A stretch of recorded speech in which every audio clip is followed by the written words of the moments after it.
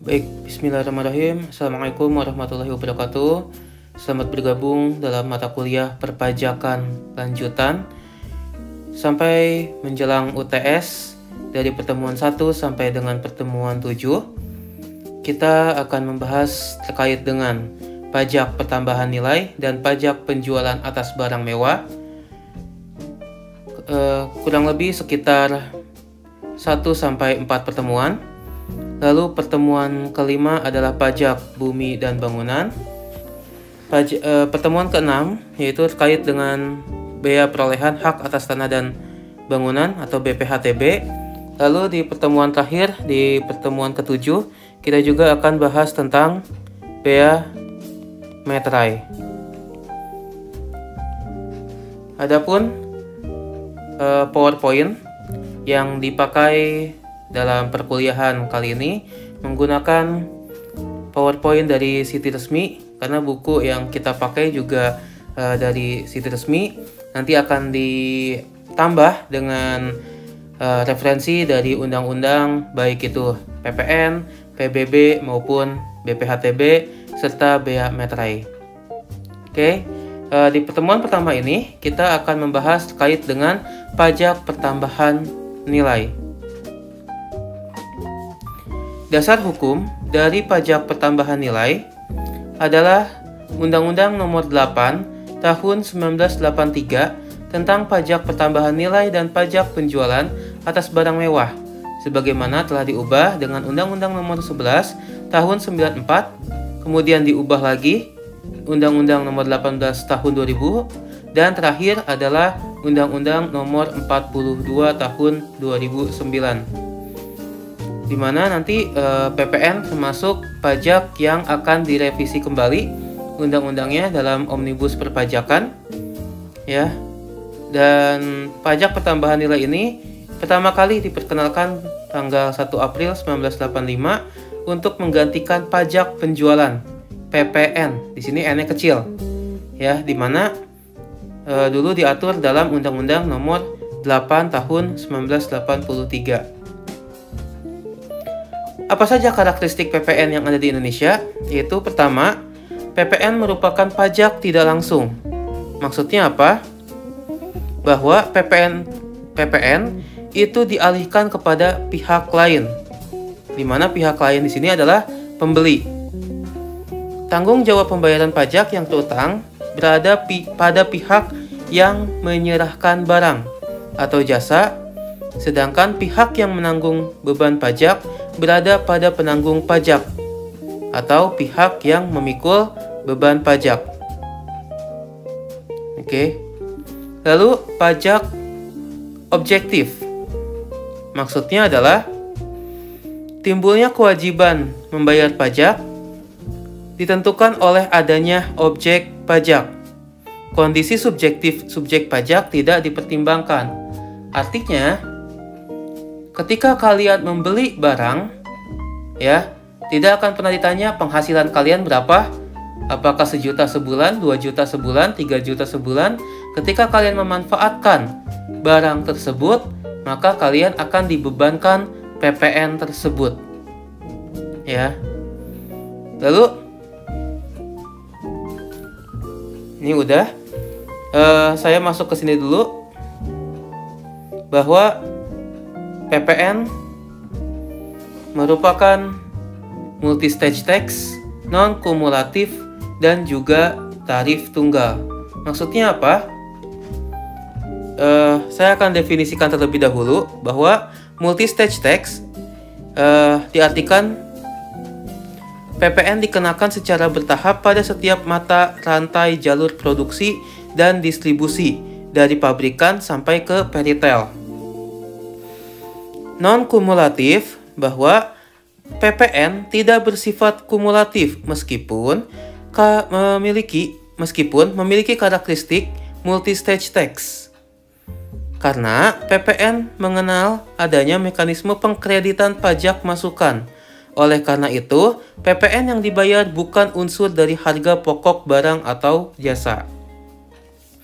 Yang dimaksud dengan tarif tunggal bahwa PPN mengenal satu jenis tarif, yaitu 10% untuk penyerahan dalam negeri dan 0% untuk ekspor. Jadi 10% ya, dan juga 0%. Ini adalah untuk kegiatan ekspor ya. Saya akan ilustrasikan terkait dengan 3 karakteristik ini. Oke. Seperti yang telah kalian bisa lihat, saya akan memberikan contoh terkait dengan produksi pakaian ya, dimana ada produsen baju, perusahaan manufaktur ya, yang membuat pakaian, entah kemeja, entah kaos ya, ataupun pakaian lainnya. Ketika membuat pakaian tersebut pasti membutuhkan bahan baku dari A, dari B, dari C, dari D sebagai suppliernya. Untuk menyederhanakan contoh atau ilustrasi ya, saya akan membuat sederhana untuk contohnya. Anggaplah produsen baju tersebut membeli kapas dari petani. Kapas ini nanti akan dibuat menjadi benang, lalu benang tersebut dijadikan kain ya, kain nanti akan dibuat jadi baju. Oke. Contohnya adalah petani kapas B membeli kapas ke A dengan harga Rp1.000 ya, dengan harga Rp1.000. Karena kapas merupakan produksi atau produk alami ya. Ya, karena kapas merupakan produk yang berasal dari alam, maka pembelian kapas tersebut tidak dikenakan PPN. Oke, tidak dikenakan PPN. Maka bagi petani kapas tidak ada PPN yang dipungut kepada produsen baju. Maka pajak keluarannya adalah sebesar Rp0. Dari sisi produsen baju, tidak ada PPN yang diserahkan atau yang diberikan kepada petani kapas. Maka, ya, dari sisi produsen baju, pajak masukannya adalah Rp0. Lalu apa bedanya pajak keluaran dan pajak masukan dalam ilustrasi? Pajak keluaran terkait dengan penyerahan barang, ya. Penjual akan memungut PPN dari pembeli, ya. Kalau pajak masukan terkait dengan transaksi pemberian atau perolehan, ya, maka yang membeli barang akan menyerahkan uang PPN kepada penjual.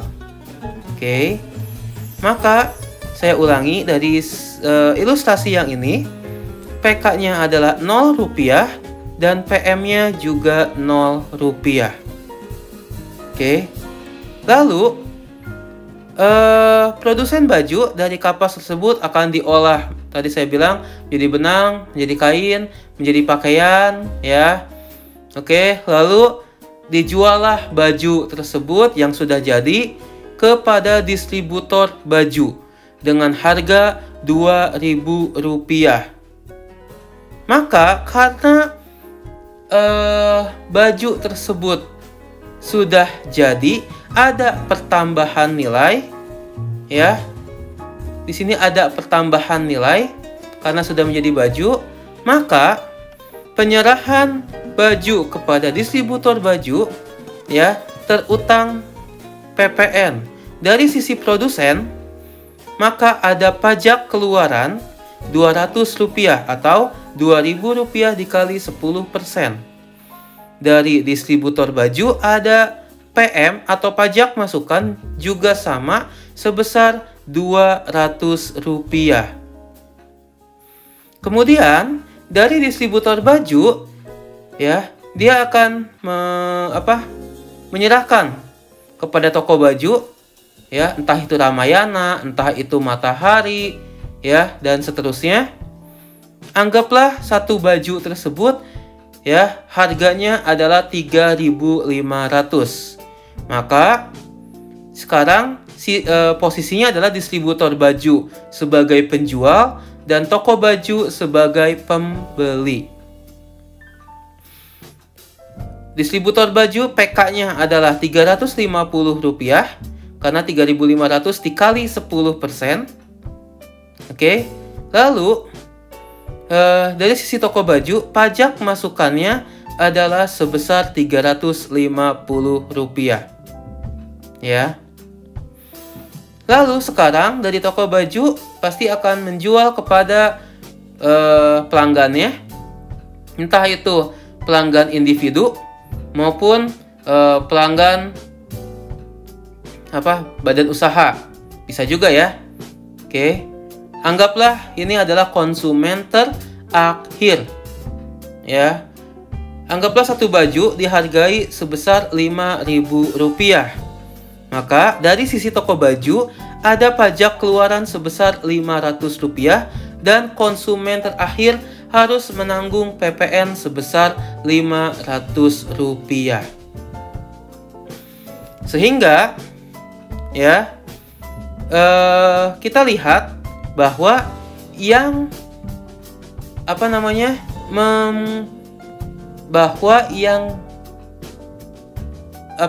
yang harus membayar PPN atau yang menanggung PPN itu sebenarnya adalah konsumen terakhir, ya, sebesar Rp500. Inilah yang disebut dengan multi-stage tax, alur PPN dari produsen sampai ke konsumen terakhir, atau dari A, B, C, D sampai ke E, ya. Lalu apa yang disebut dengan non-kumulatif? Bahwa tadi saya katakan non-kumulatif itu PPN itu tidak bersifat kumulatif, bahwa meskipun banyak alur yang harus dilewati. Kenapa? Saya akan sampaikan bahwa dari petani kapas itu kan PK-nya Rp0 dan tidak ada PM di sini, ya. Lalu dari produsen baju, dari produsen baju ada PK sebesar Rp200, ada PM sebesar Rp0. Maka produsen baju dapat mengkreditkan pajak tersebut dengan mengurangi PK ke PM. Maka di sini adalah selisihnya Rp200. Nah, Rp200 ini oleh produsen baju diserahkan ke kas negara. Ya.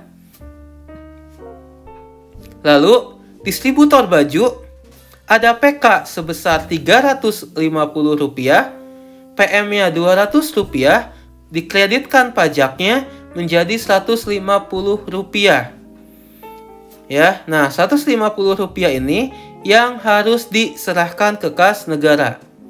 Lalu toko baju, ya, ada PK sebesar Rp500 dan ada PM sebesar Rp350.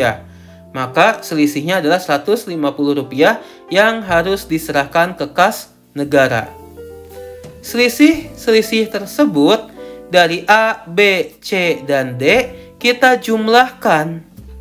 Maka Rp0 ditambah Rp200 ditambah Rp150 ditambah Rp150. Maka hasilnya sama, sebesar Rp500. Ya, penjumlahan tersebut, ya, Rp500 sama dengan yang harus ditanggung oleh konsumen terakhir. Ya. Dan saya ingin menggarisbawahi bahwa konsumen terakhir, ya, bukan berarti konsumen individu saja. Bisa konsumen terakhir ini adalah badan usaha yang memanfaatkan barang tersebut untuk kepentingannya sendiri. Ya. Entah itu PT, entah itu CV, ya, yayasan, dan lain sebagainya. Oke. PPN ini sangat unik, ya. PPN ini sangat unik bahwa tarifnya tadi saya katakan hanya 10% ya untuk penyerahan dalam negeri atau 0% untuk kegiatan ekspor. Tapi memang ya materinya sangat-sangat banyak. Kalau kalian lihat di buku Citi Resmi ini bisa sampai ratusan halaman, 100 ya, 100 halaman lebih. Oke. Berbeda dengan pajak penghasilan yang sudah kita pelajari di perpajakan 1. Oke. Di di perpajakan penghasilan ya, kita pecahkan. Ada yang pasal 21, 22, 23, 24, 25. Oke. Setiap jenisnya, objeknya beda-beda, tarifnya beda-beda ya. Nah, kalau di PPN tarifnya hanya 10% dan 0%, tapi ketentuannya sangat banyak sekali. Lalu karakteristik PPN lainnya adalah credit method, bahwa PPN tersebut dapat dikreditkan. Tadi yang saya bilang menyandingkan antara pajak keluaran atau PK dengan pajak masukan atau PM. Selisihnya, kalau PK lebih besar daripada PM, maka kurang setor. Kalau PK kurang dari PM, maka lebih setor. Lalu, berikutnya adalah pajak atas konsumsi dalam negeri. Ya, ketika kita memanfaatkan barang di daerah Indonesia, ya, maka itu terutang PPN. Kalian beli Indomie ya, makan di Indonesia, maka terutang PPN. Kalian beli laptop, dipakai ya di daerah Indonesia, maka terutang PPN. Kalian menikmati atau menikmati Netflix ada di luar negeri, tapi kalian nonton di Indonesia, maka terutang PPN. Begitu halnya juga dengan Spotify, Google, dan sebagainya. Ini yang baru diatur ya oleh pemerintah Indonesia. Oke, nanti silakan kalian baca-baca terkait dengan berita-berita yang berhubungan dengan produk-produk dari luar negeri, khususnya streaming ataupun konten internet ya, yang dikonsumsi di Indonesia, bagaimana PPN yang berlaku di sini. Lalu, terakhir adalah Consumption Type Value Added Tax, bahwa dalam PPN di Indonesia, pajak masukan atas pembelian dan pemeliharaan barang modal dapat dikreditkan dengan pajak keluaran yang dipungut atas penyerahan barang kena pajak dan atau jasa kena pajak. Maksudnya adalah ketika kantor kalian beli aset ya, tapi digunakan untuk kepentingan operasional kantor ya, beberapa tahun kemudian karena sudah habis masa manfaatnya atau sudah tidak digunakan lagi, perusahaan jual aset tersebut, maka boleh dikreditkan dengan pajak keluarannya ya. Oke. Sebelumnya saya juga ingin menambahkan terkait dengan pajak konsumsi dalam negeri. Jadi gini, anggaplah ada turis asing ya. Anggaplah ada turis asing, dia membeli souvenir di Indonesia, terutang PPN ya, jadi si turis asingnya bayar PPN. Kemudian souvenir tersebut rencananya akan dibawa pulang ke negara asalnya. Maka ya, si turis asing tersebut boleh meminta pengembalian PPN. Kenapa? Karena souvenir tersebut tidak akan dimanfaatkan di Indonesia, tapi di negara asalnya ya. Jadi silakan bisa meminta pengembalian PPN ke kantor di di bandara itu ada ya tempatnya untuk mengembalikan atau meminta pengembalian PPN gitu ya. Nah, ini ada istilah-istilah dan pengertian terkait dengan PPN ya, dan juga sebenarnya PPNBM, tapi kita lewatin nanti setiap salindia atau slide kita akan mengenal satu persatu istilah-istilah yang ada. Jadi nggak perlu kita bahas satu persatu ya. Kemudian apa subjek pajak untuk PPN atau siapa subjek pajak PPN? Pertama adalah pengusaha kena pajak. Apa itu pengusaha kena pajak? Ya, yang melakukan penyerahan barang kena pajak atau BKP dan atau jasa kena pajak atau JKP.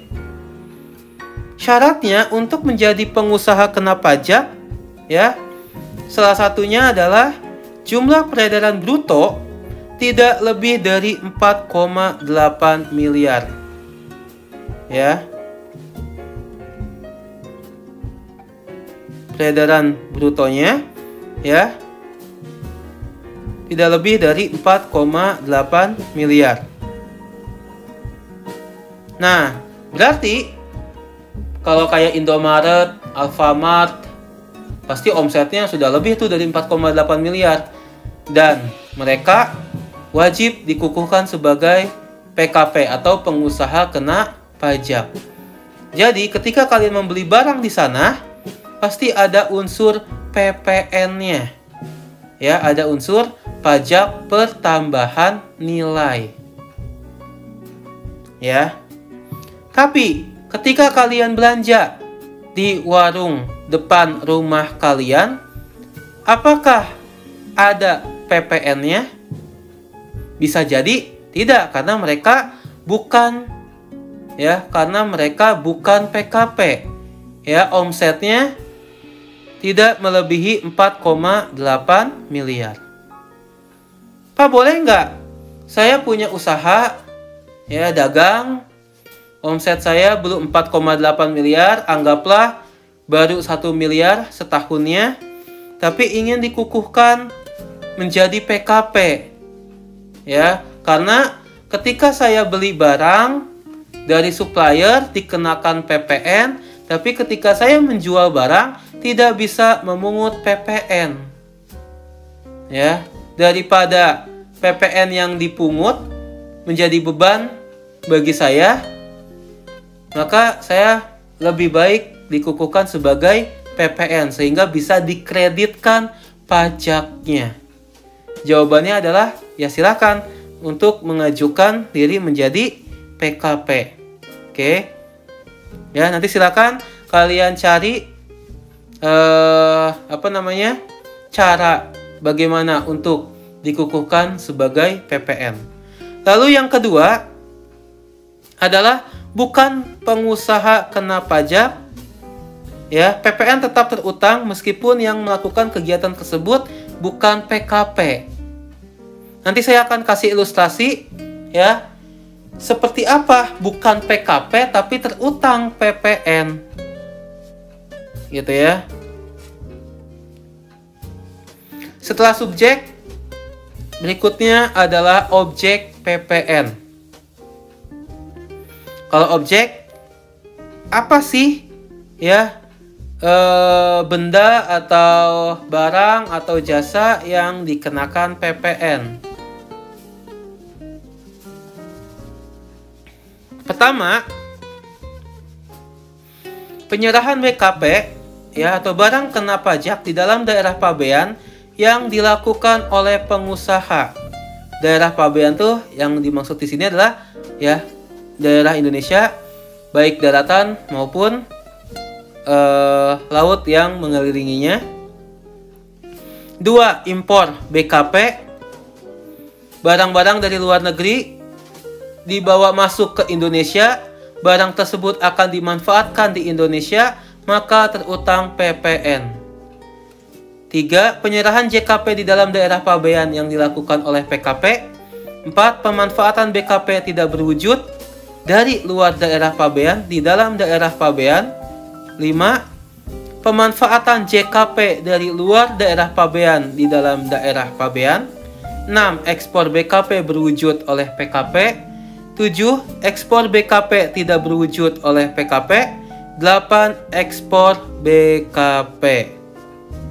Jadi objek PPN ada 8. Selain itu juga ada yang diatur di pasal 16C dan 16D Undang-Undang PPN, yaitu yang pertama, kegiatan membangun sendiri yang dilakukan tidak dalam kegiatan usaha atau pekerjaan oleh orang pribadi atau badan yang hasilnya digunakan sendiri atau digunakan pihak lain. Kegiatan membangun sendiri. Dan ini berlaku baik untuk PKP maupun non-PKP. Nah, makanya kembali lagi tadi ke subjek PPN bahwa ada bukan PKP tapi terutang PPN. Contohnya siapa? Contoh, Universitas Pakuan, tempat kalian kuliah. Apakah Unpak PKP? Bukan. Ya, saya ulangi bahwa Pakuan itu bukan pengusaha kena pajak.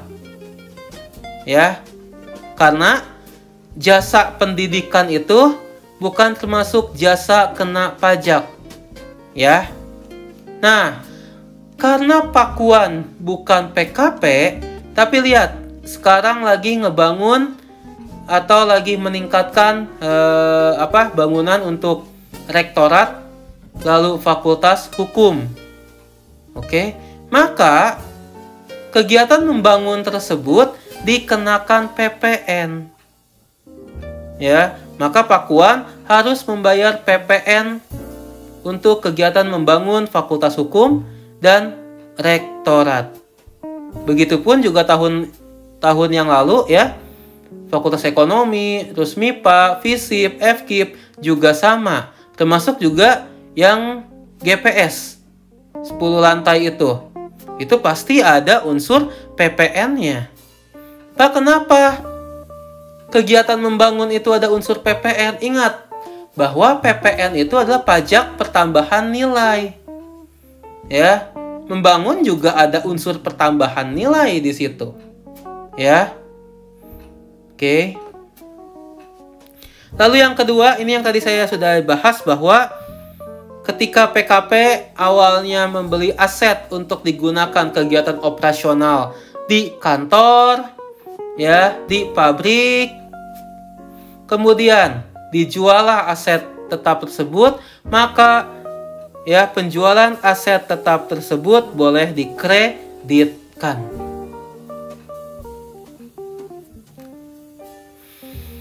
Penyerahan terutang PPN dan tidak terutang PPN.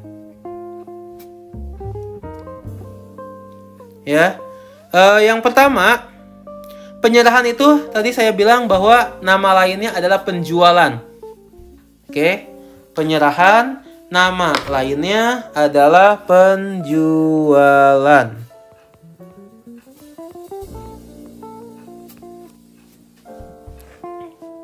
Ada apa saja?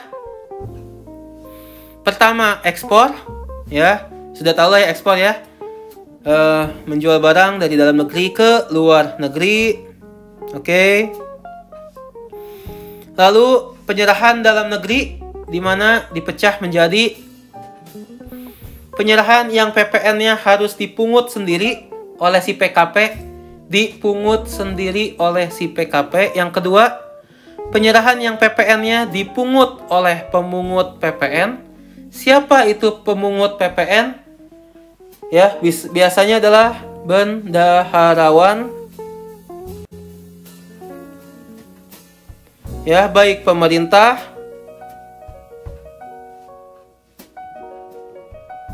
ataupun BUMN. Ya, bendaharawan, pemerintah ataupun BUMN, mereka biasanya disebut dengan WAPU atau wajib pungut. Ya. Berikutnya, penyerahan yang PPN-nya tidak dipungut. Ya. Penyerahan yang PPN-nya tidak dipungut. Maksudnya apa?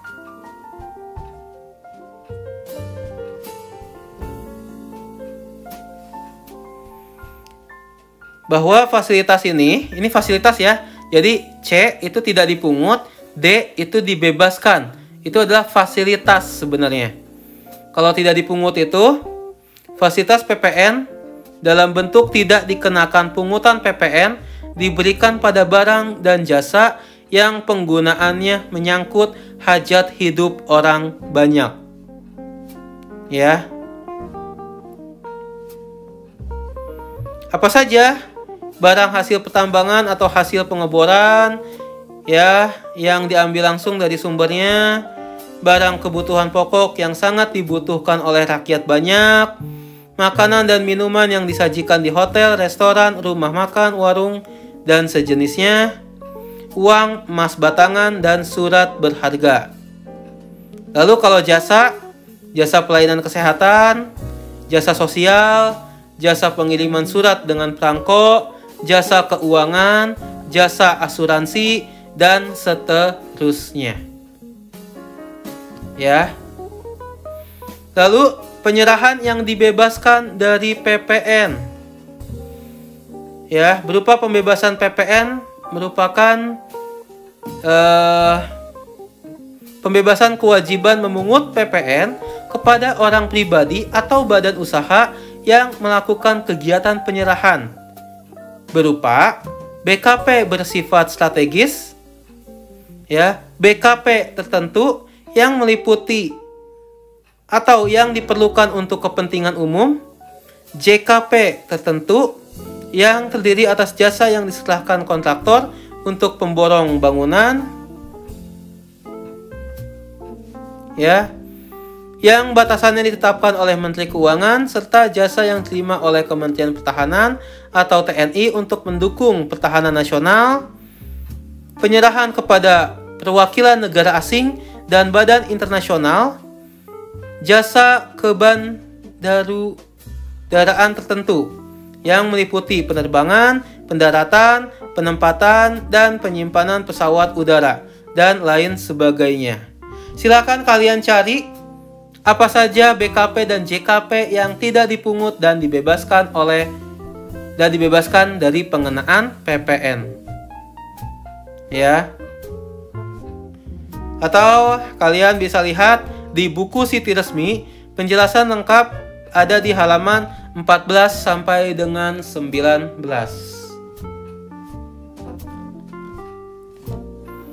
Lalu kapan saat terutang PPN?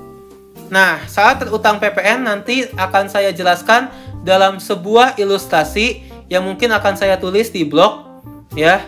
Nanti silakan kalian baca, atau mungkin nanti saya akan membuat video tersendiri terkait dengan kapan saat terutang PPN, ya. Maka ini akan saya skip dulu. Lalu tempat terutang PPN. Intinya adalah tempat pengusaha dikukuhkan atau seharusnya dikukuhkan sebagai PKP.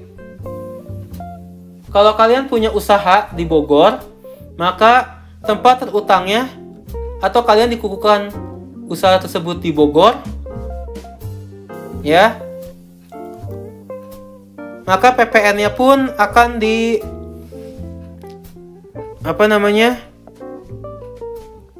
terutangnya di Bogor. Gitu ya.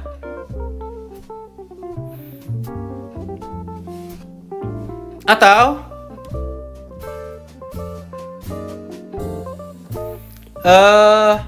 contohlah kayak Indomaret. Indomaret di kota Bogor ada, di Kabupaten Bogor ada, pokoknya hampir seluruh Indonesia ada Indomaret, ada Alfamart. Maka ya, ketika Indomaret Bogor melakukan transaksi jual beli, ada unsur PPN, maka terutangnya di Bogor. Walaupun mungkin pusatnya katakanlah ada di Jakarta, ya, atau tempat kedudukannya ada di Jakarta, tapi katakanlah cabangnya yang ada di Bogor, maka tempat terutangnya pun sama di Bogor tersebut, ya. Bagaimana untuk impor BKP? Impor BKP, tempat terutangnya adalah di tempat BKP dimasukkan lalu dipungut oleh Direktorat Jenderal Bea dan Cukai. Atas pemanfaatan BKP tidak berwujud dan atau JKP dari luar daerah pabean, ya, tempat terutangnya adalah di tempat tinggal orang pribadi atau tempat kedudukan badan. Dalam hal orang pribadi atau badan tersebut bukan sebagai wajib pajak atau di tempat orang pribadi atau badan tersebut terdaftar sebagai wajib pajak, ya. Intinya di mana wajib pajak tersebut terdaftar, ya. Oke. Nah, kalau kegiatan membangun sendiri adalah di tempat bangunan tersebut didirikan. Ya, Pakuan tadi saya bilang membangun hukum dan rektorat ada di Bogor, maka tempat terutangnya ada di KPP, ya, Bogor, gitu ya.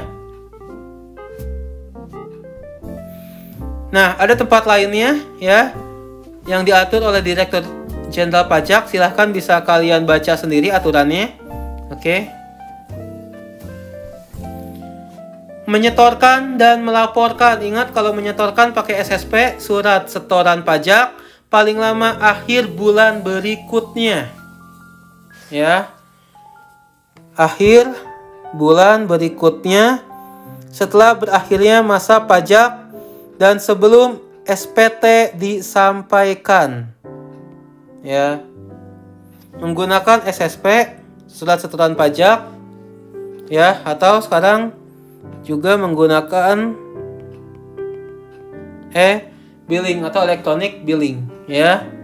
Lalu pelaporan pajak pertambahan nilai paling lama akhir bulan berikutnya setelah berakhirnya masa pajak, menggunakan SPT masa PPN. Ingat, kalau PPN dia adalah masa, berarti harus dihitung, disetorkan dan dilaporkan setiap bulannya, ya. Tarif PPN seperti yang sudah saya kemukakan bahwa 10% untuk penyerahan barang dalam negeri dan 0% untuk kegiatan ekspor, ya. Oke, berikutnya tarif sudah kita ketahui, ya. Lalu apa dasar pengenaan pajaknya? Ya. Pertama, menggunakan harga jual. Kalau harga jual itu untuk BKP, ya. Lalu ada nilai penggantian. Ini untuk JKP atau jasa kena pajak. Ada untuk nilai impor, berarti ketika perusahaan melakukan kegiatan impor. Oh ya, sebelum saya lupa, bahwa tadi kalau ekspor tarifnya adalah 0%, kalau impor tarifnya tetap 10%. Ya. Nah, semoga kalian masih ingat waktu di perpajakan 1 bagaimana rumus nilai impor, bahwa nilai impor adalah CIF. CIF itu adalah cost ditambah insurance ditambah freight. Cost itu harga barangnya, insurance itu adalah asuransi, freight itu adalah ongkos barang atau ongkos kirim, ditambah bea masuk, ditambah pungutan lain yang sah. Kalau pakai dolar atau mata uang asing lainnya, silakan dihitung pakai mata uang asing dulu, baru nanti setelah dapat totalnya silakan dikonversi ke dalam rupiah.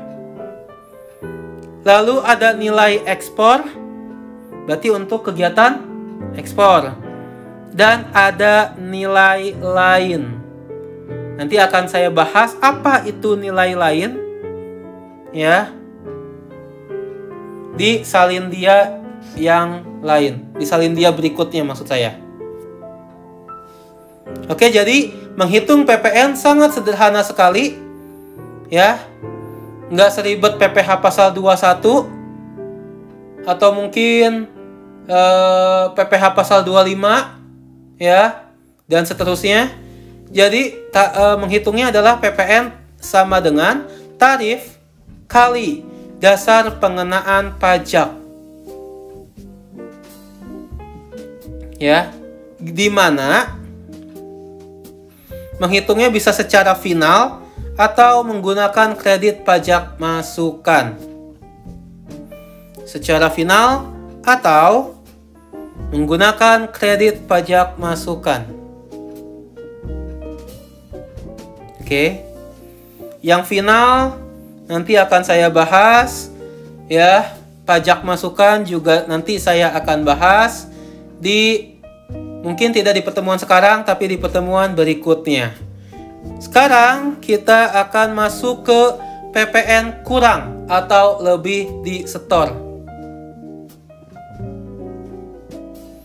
Oke, PPN kurang atau lebih disetor. Tadi yang seperti saya katakan bahwa di mana pajak keluaran dikurangi dengan pajak masukan. Pajak keluaran dikurangi dengan pajak masukan, ya. Contoh. Oke, contoh perhitungan. 1.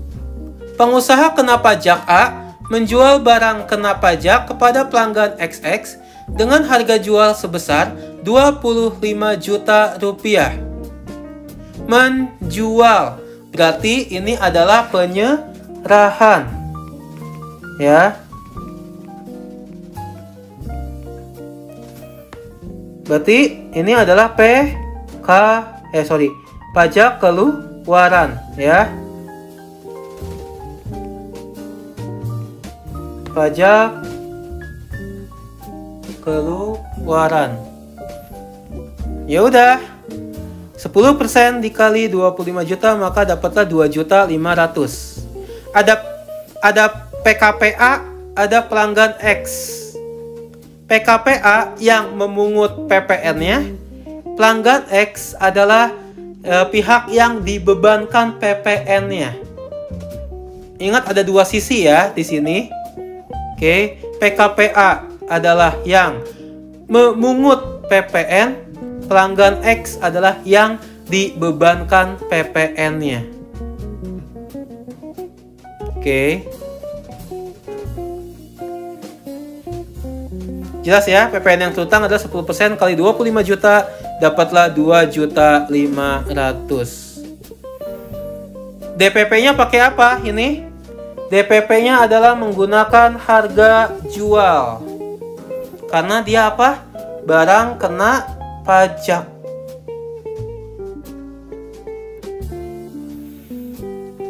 Contoh 2. PKPB, pengusaha kena pajak B, melakukan penyerahan jasa kena pajak dengan memperoleh penggantian sebesar 20 juta. Ya, masih penyerahan, berarti ini adalah pajak keluaran. Karena ini jasa kena pajak, maka DPP-nya adalah nilai penggantian. PPN-nya berapa? 10% kali 20 juta, dapatlah 2 juta rupiah.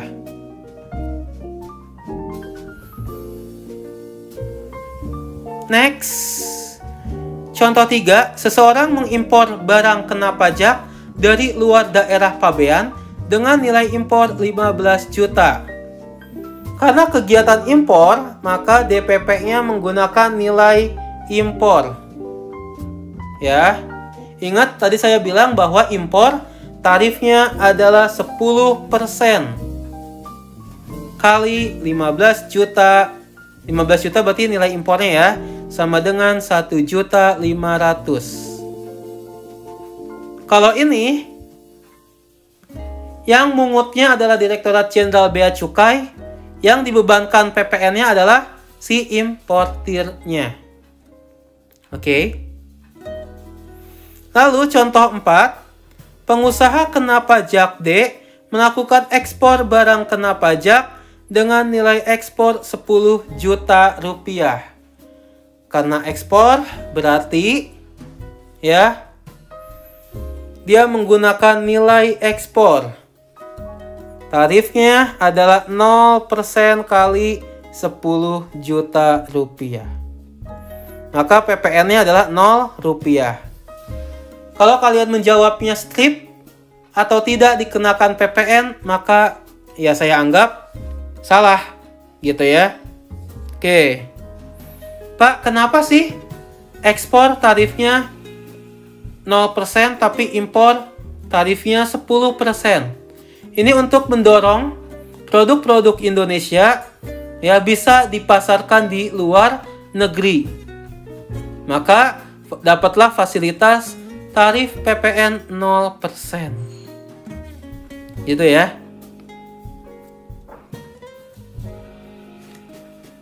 Nah, contoh 5, pengusaha kena pajak E menggunakan barang kena pajak untuk keperluan perusahaan sendiri dengan harga jual 23 juta rupiah.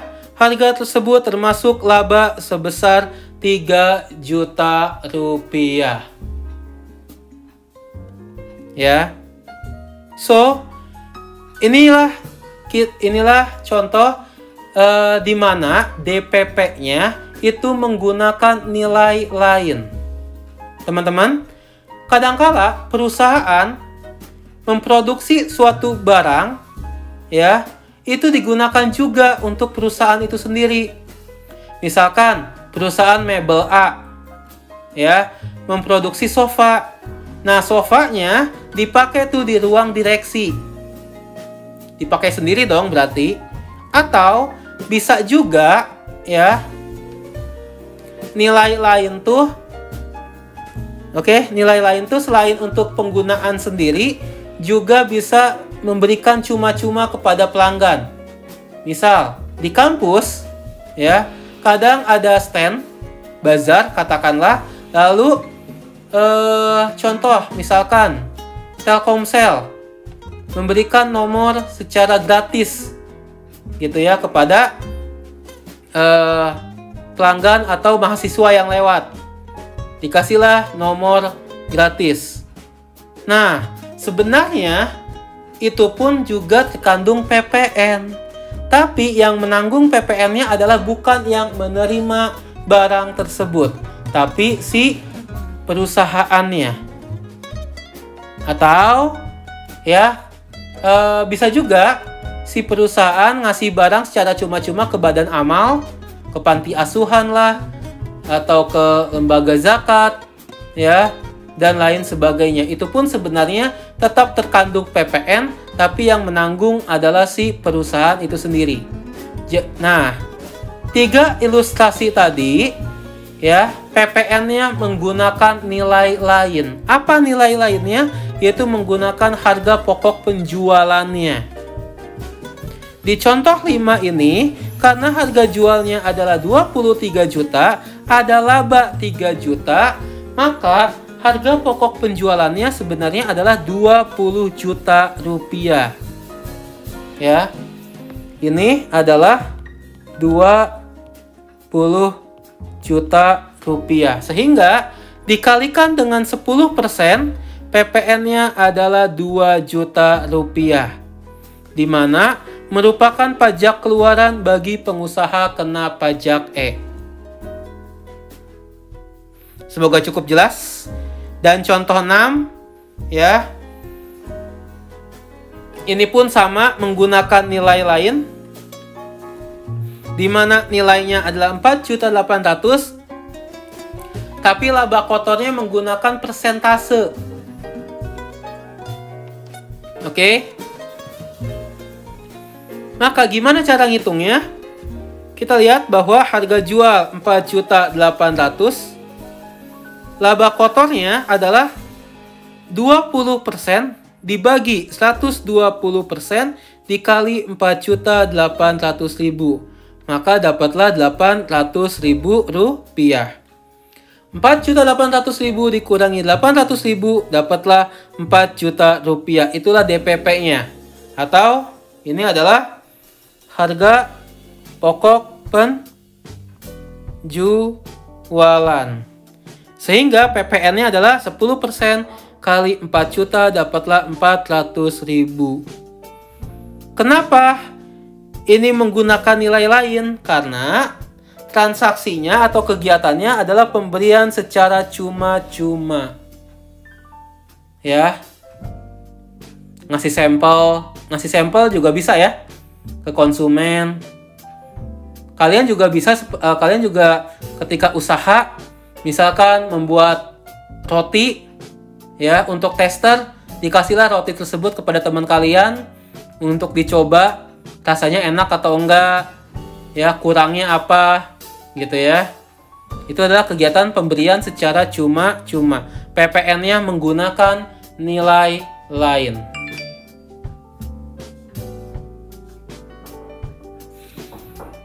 Bagaimana ya kalau harga jualnya sudah termasuk PPN? Semoga kalian masih ingat, rumusnya adalah 100/110 dikali harga jual atau nilai penggantian. Contoh, PKPA menjual BKP kepada instansi Y dengan harga 110 juta rupiah. Harga ini termasuk PPN. Maka kita cari dulu DPP-nya, yaitu dengan rumus 100/110 dikali 110 juta, maka DPP-nya adalah 100 juta rupiah. PPN yang terutang adalah 10% kali 100 juta, maka dapatlah PPN-nya 10 juta rupiah. Itulah pajak keluarannya. Insya Allah jelas, semoga jelas ya. Oke, teman-teman, itu dulu materi untuk pertemuan pertama ya, terkait dengan tadi kita sudah membahas apa itu karakteristik, subjek, objek ya, DPP. Oke, lalu ke pajak keluaran. Pertemuan berikutnya kita bahas pajak masukan, bagaimana pengkreditannya, apa itu faktur pajak ya, dan seterusnya. Oke. Terima kasih ya untuk hari ini. Mohon maaf apabila ada kekurangan ya. Ada suara HP, ada notifikasi ya. Mungkin nanti next video notifikasinya harus saya matikan dulu biar tidak mengganggu. HP juga harus saya silent gitu ya. Semoga kalian bisa mencerna pertemuan atau video pembelajaran hari ini. Kalau ada pertanyaan silahkan bisa bertanya di grup ya. Insya Allah akan saya jawab. Terima kasih. Assalamualaikum warahmatullahi wabarakatuh.